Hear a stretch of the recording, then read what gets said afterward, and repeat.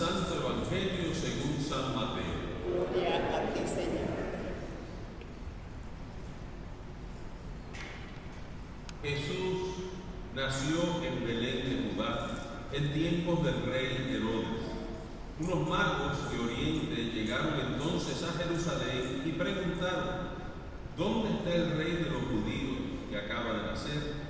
Porque vimos surgir su estrella y hemos venido a adorarlo. Al enterarse de esto, el rey Herodes se sobresaltó y toda Jerusalén con él.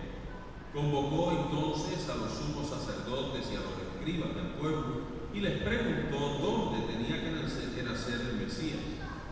Ellos le contestaron: en Belén de Judá, porque así lo ha escrito el profeta.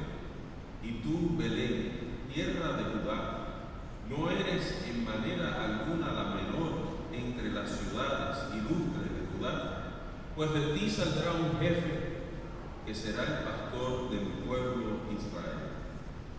Entonces Herodes llamó en secreto a los magos para que le precisaran el tiempo en que se les había aparecido la estrella, y los mandó a Belén diciéndoles: vayan a averiguar cuidadosamente qué hay de ese niño, y cuando lo encuentren, avísenme para que yo también vaya a adorar. Después de oír al rey, los magos se pusieron en camino, y de pronto la estrella que habían visto surgir comenzó a guiarlos, hasta que se detuvo encima de donde estaba el niño. Al ver de nuevo la estrella, se llenaron de inmensa alegría. Entraron en la casa y vieron al niño con María, su madre, y postrándose lo adoraron. Después, abriendo sus cofres, le ofrecieron regalos: oro, incienso y mirra. Advertidos durante el sueño de que no volvieran a Herodes, regresaron a su tierra por otro camino. Palabra del Señor. Gloria a ti, Señor Jesús.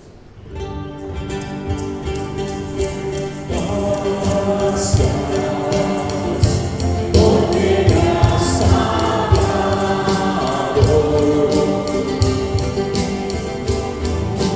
Gracias, mi Señor, porque me has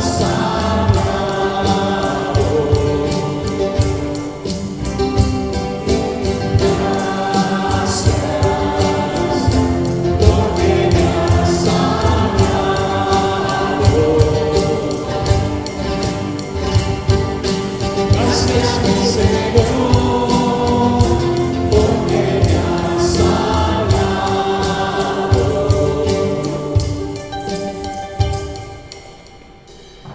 Mis hermanos y hermanas en el Señor, qué gozo, qué dicha poder compartir la palabra hoy, en este momento en que abrimos esa palabra que hemos escuchado en este día tan especial de la Epifanía, los tres Reyes Magos que acabamos de escuchar el relato de San Mateo. Esta en realidad es nuestra fiesta, porque la palabra pagano suena media fea, pero gentil o gentiles a lo mejor suena un poquito mejor. Básicamente, si usted no es un judío converso al cristianismo, todos somos gentiles. Suena linda, gentiles suena mejor. Todos somos paganos, porque venimos no de la fe judía, sino que esta es la celebración que nos recuerda que Dios vino no solo para los judíos, sino que vino para todo el mundo, para todas las naciones. Entonces es nuestra fiesta, se puede decir. Y seguimos profundizando en el misterio de la encarnación de Jesús. Estas navidades han estado interesantes porque todo ha estado bien combinado, bien cerquita, una fiesta de otra, así que es fácil seguir el hilo de las celebraciones. Pero ese es el misterio que estamos contemplando todavía, que el Hijo eterno del Padre, Dios, desde el principio de la realidad, antes de que hubiera tiempo, ya existía con el Padre, como decíamos y vamos a decir en el credo. Entonces ese eterno verbo se hace carne, se hace hombre, viene en un momento de la historia a estar con nosotros, y ese es el misterio de la encarnación. Podemos decir que nuestra fe católica cristiana es muy encarnacional, es una fe que se hace real, que no queda como en ideas, sino que es tan palpable como lo que estamos celebrando durante la Navidad. Y recuérdense que yo les decía desde el principio que la Navidad no es un día, la Navidad es una temporada para poder meditar este misterio. Yo espero que nadie haya botado su arbolito de Navidad ya. No voten su arbolito de Navidad porque todavía estamos en Navidad. Ya van a empezar a ver los árboles tirados por la calle. Hasta el domingo que viene. El domingo que viene sí ya termina la temporada de Navidad. Empezamos el tiempo ordinario otra vez y nos preparamos ya para la Cuaresma, para la Semana Santa, etc. Pero no voten sus arbolitos porque todavía, si lo votan hoy, están votándolo muy temprano. Todavía falta una semana de Navidad hasta el domingo que viene. Y eso es la realidad que la Iglesia proclama, que somos una fe encarnacional. Todos los sacramentos, por ejemplo, usan cosas muy tangibles, cosas que podemos sentir, cosas que podemos gustar, cosas que podemos oler. He estado predicando mucho sobre el sacramento de la penitencia, de la confesión. Muy poquita gente la usa, pero ahí hay un buen ejemplo de un sacramento que es muy encarnacional, que es muy real. Porque todos los cristianos sabemos que somos pecadores, que fallamos, que no hacemos las cosas bien. Pero desgraciadamente nuestros hermanos separados que no tienen toda la verdad, tienen un poquito de la verdad. Por ejemplo, cuando se confiesan pecadores, es en general. Simplemente, Dios, yo soy pecador, perdóname. Por ahí quedó la confesión. No hay nada específico. En la confesión católica, cuando usted va a confesarse, no es simplemente entrar. Si alguien entra a la confesión y me dice, Padre, yo soy pecador, yo le digo, yo también. Pero dígame más, porque eso no es una confesión, eso es muy general. Cuando nosotros vamos a la confesión, tenemos que decir, he mentido 5 veces, he cometido adulterio 3 veces. Es bien específico, es más duro, es más difícil, pero es sanador, porque lo que estamos es tomando responsabilidad por nuestras acciones. Yo puedo decir cualquier día soy pecador y no me meto en ningún lío, pero obviamente cuando somos específicos, ven qué carnal es eso, ¿verdad? No es una redundancia, porque no es solamente pecados carnales, sino cualquier pecado es bien real, fue algo que no debía haber hecho y lo hice. Entonces, eso es parte de la confesión. Yo me doy cuenta que mucha gente no sabe ni cómo confesarse. Brevemente, porque es bien fácil confesarse, simplemente decir cuándo fue su última confesión, porque hay diferencias, si fue la semana pasada, así fue hace 25 años, y simplemente decir directamente, claramente, cuáles son los pecados que viene a confesar. Después de eso, el sacerdote usualmente le puede dar algunos consejos y después le da una penitencia. La penitencia es algo bien sencillo, simplemente para demostrar que yo quiero reparar lo que hice. Y eso es para poder seguir la penitencia, poderla hacer y recibir la remisión del pecado. Pero después de eso, el sacerdote típicamente dice acto de contrición. Apréndanse el acto de contrición. Nadie sabe el acto de contrición hoy en día, es fácil. Google it. El acto de contrición es bien fácil. Yo todavía me acuerdo del acto de contrición de Miss Piteri, que era mi maestra de 3er grado. Y todavía digo ese acto de contrición, era un español, así que es un acto de contrición un poquito español. Empieza, pésame Dios mío, me arrepiento de todo corazón de haberte ofendido, y pésame por el infierno que merecí. Y me acuerdo una vez en la universidad enseñándole a un niño mexicanito el acto de contrición y le dije, pésame Dios mío, y le estaba tratando para que repitiera después de mí, y me miró así y me dijo, para eso necesito 1 kilo para pesarse, ¿no? 1 kilo para pesarse. No entendió el pésame, pero bueno, hay diferentes actos de contrición. Aprenderlo, y entonces se dice el acto de contrición y se recibe la absolución. Pero fíjense qué específico, qué real es esa realidad de la confesión, porque confesamos específicamente lo que hemos hecho. Yo me acuerdo que en el seminario uno tiene que hacer un verano, en el hospital, trabajando con los enfermos y aprendiendo a asistir a la gente en el hospital. Y había, me recuerdo, otros ministros protestantes en el hospital, y un ministro protestante con mucha ignorancia de la teología sacramental de la Iglesia Católica, porque nosotros no vamos a suplantar ni a renunciar a un sacramento, pero me dijo, si ustedes los católicos renuncian al sacramento de la confesión, nosotros lo vamos a coger, porque se dan cuenta que es un sacramento importante, que es un sacramento que nos ayuda. Así que todos los sacramentos son bien reales, encarnacionales, y esa es la realidad que estamos celebrando, que el Hijo de Dios en la Navidad se hizo uno como nosotros. El día de la Sagrada Familia no solo se hizo uno como nosotros, sino que quiso nacer en una familia. Y repasamos, ¿verdad? Estábamos repasando que una familia santa no quiere decir una familia sin problemas. Todas las familias tienen problemas. Es un misterio tremendo, porque nadie aquí pidió venir a este mundo y nadie aquí pidió nacer en la familia en que nacieron, sino que es un regalo que Dios nos da, y Jesucristo nos enseña que Él también quiere nacer en una familia. Y después meditábamos en María, Madre de Dios, que esta fue la mujer que le dio carne humana al Hijo de Dios. Un misterio tremendo, pero eso es parte de la encarnación, que Jesús no era un fantasma, que Jesús quería recibir esa carne, que lo ofrecemos y recibimos el perdón de los pecados precisamente porque en la carne Él se ofrece al Padre en el sacrificio de la cruz. Y la misa es precisamente eso, es el ofrecer ese sacrificio que es perenne, que perdura por todos los siglos, nuevamente al Padre. Y finalmente hoy llegamos a la fiesta de Epifanía, que lo que nos recuerda es que este misterio no es solo para unos poquitos, que José era judío, que María era judía, que Jesús era judío, pero no vino solo para los judíos, vino para todas las naciones.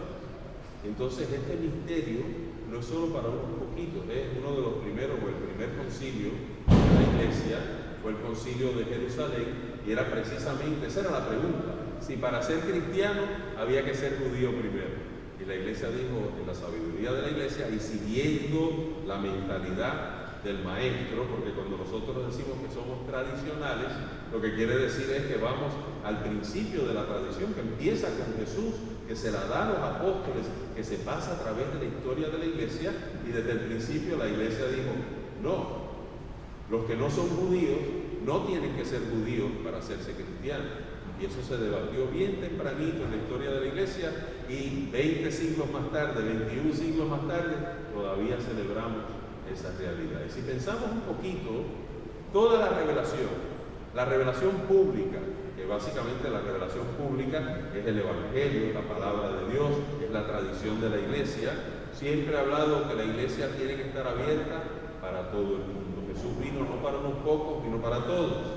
E inclusive la revelación privada es consistente con eso. A nosotros nos encantan, a veces, ¿verdad? En nuestros países hay apariciones, hemos oído de las apariciones, por ejemplo, Fátima, Lourdes, Garabandal, Medjugorje, ¿verdad? Oímos todas esas apariciones. Piensen un poquito. Si les interesan las apariciones, eso es revelación privada. No tienen que necesariamente creer, aunque algunas tienen una estatura bastante alta, porque el mensaje es muy a la par con la doctrina de la Iglesia. Pero piensen a quién se le apareció la Virgen en todas esas apariciones. Si tienen esa respuesta, se van a dar cuenta, eran niños mayormente, que no eran expertos en teología. De hecho, que algunos de esos niños, por el sitio donde vivían, por la educación que tenían, psicológicamente estaban más atrasaditos que niños de su misma edad en otras culturas, en otras ciudades, en otros sitios. Eran niños de campo.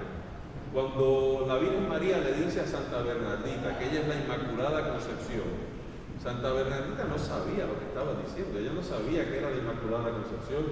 Si en otra revelación la Virgen habla de un sínodo, las videntes de Garabandal no sabían lo que era un sínodo, y la Virgen les habla con esas palabras. ¿Por qué? Porque el mensaje no era para esas niñas nada más. Piensen, el mensaje era para nosotros, era para todos.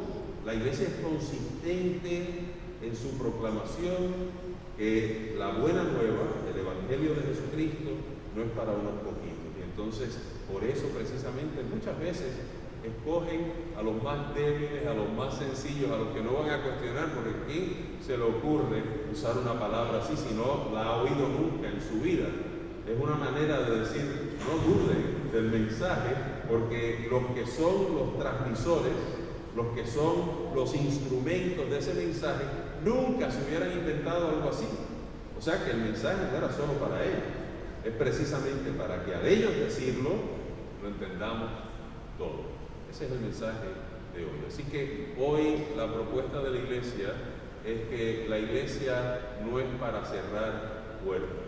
La iglesia no es para estar cerrada. La iglesia no es para tratar a la iglesia como si fuera un supermercado o como si fuera un cine. Esto no es un cine, esto no es un supermercado. Esto no es Walmart. Esto es aquí abierto para todo el mundo, para que la gente pueda acercarse cada día más a Dios. Y si tenemos alguna duda, miremos al pesebre. El pesebre está bien llenito hoy. Yo sé que está bien llenito porque yo mismo metí a los Reyes Magos ahí, los tuve que acomodar. Desde donde están ustedes, me imagino que no pueden ver todo, porque ya hay mucha gente, está lleno, no hay espacio. Pero qué lindo que sea así, cuando puedan hoy, acérquense un poquito para que vean qué llenito está el pesebre. Pero es que así es que Dios quiere su iglesia. Dios no quiere una iglesia vacía. Dios quiere que todos se acerquen a su Hijo. Ese es el mensaje de hoy. Y ojalá que hoy, cuando salgamos de esta misa, siempre el año nuevo es el tiempo de hacer nuevas resoluciones. Estamos tempranitos, pueden pensar, ay, estoy temprano este año, nada más 2 días, puedo tratar de vivir un mejor año, hacer las cosas mejor. Un buen compromiso sería, voy a hacer el compromiso hoy, que no voy a faltar ni a una sola misa de domingo. Es más, si puedo, no voy a ir solo a misa los domingos, voy a buscar un día más en la semana que pueda ir a misa también. Y bendito sea, si ya estás yendo a misa diaria, mejor todavía. Pero lo digo porque es un buen reto. No se puede decir que no tienen tiempo, porque sí, tenemos tiempo, hacemos tiempo. Yo siempre digo, cuando hay una iglesia vacía, está vacía porque no queremos venir. Si yo anunciara que hoy por la mañana venía el Papa Francisco a estar con nosotros, esto estaría abarrotado, no habría cabida allá afuera. Y aquí hay alguien más importante que el Papa Francisco.